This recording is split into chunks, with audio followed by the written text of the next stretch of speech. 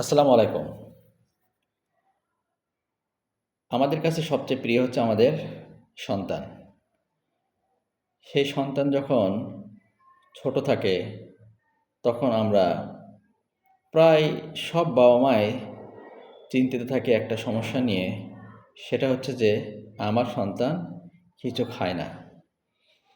দেখা যাবে যে তার সন্তান যথেষ্ট হেলদি, তারপরেও মায়ের কমপ্লেন যে তার সন্তান কিছু খায় না। আবার হয়তো অনেক ক্ষেত্রে দেখা যায় যে বাচ্চা অপুষ্টিতে ভুগছে, তারাও কমপ্লেন করে যে আমার সন্তান কিছু খায় না। এক্ষেত্রে আমার পরামর্শ হচ্ছে যে আপনার সন্তানের জন্য কতটুকু খাবার লাগবে বা আপনার সন্তানের জন্য খাবার পর্যাপ্ত হয়েছে কি না, সেটা একজন ডাক্তার সিদ্ধান্ত নিয়ে আপনাকে বলতে পারবে। তারা আপনার বাচ্চাকে দেখে বলতে পারবে যে আপনার বাচ্চা এই মুহূর্তে যতটুকু খাচ্ছে সেটা তার জন্য পর্যাপ্ত কিনা।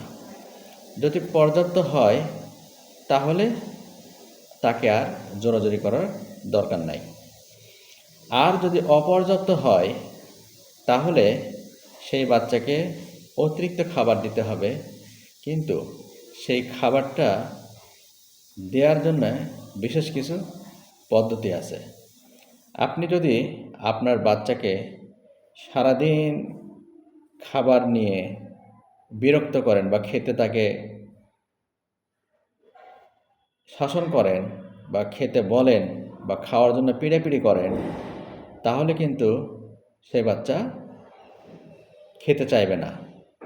এর কারণ হচ্ছে বাচ্চারা নেগেটিভ বলতে ভালোবাসে। আপনি তাকে খাবার দিতে যাবেন, সে বলবে না না খাবো না। এই যে তার একটা না বলার টেন্ডেন্সি, এটাতে বাচ্চারা মজা পায়। সুতরাং আপনি তাকে যত জোর করবেন তত সে না বলবে এবং না খাওয়ার চেষ্টা করবে। আবার যদি আপনি জোর করে খাওয়াতে যান তাহলে সে কান্না করবে এবং খাবার মুখ থেকে ফেলে দিবে। মাঝখান থেকে কী হলো, আপনি বাচ্চাকে খাওয়াতে পারলেন না। তাহলে কিভাবে বাচ্চাকে খাওয়াতে পারবেন?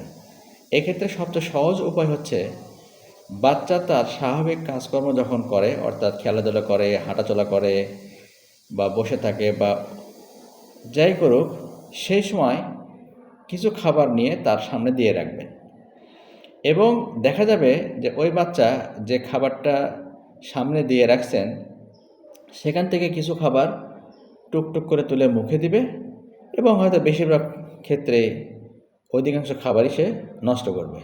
নষ্ট করুক, তাতে কোনো সমস্যা নাই। কিন্তু এইভাবে আপনি যখন রেগুলার দিতে থাকবেন তখন হবে কি, বাচ্চার ভেতরে একসময় একটা হ্যাবিট তৈরি হবে এবং দেখবেন বাচ্চা বাচ্চা নিজে নিজেই আগ্রহ করে খাবার খাচ্ছে।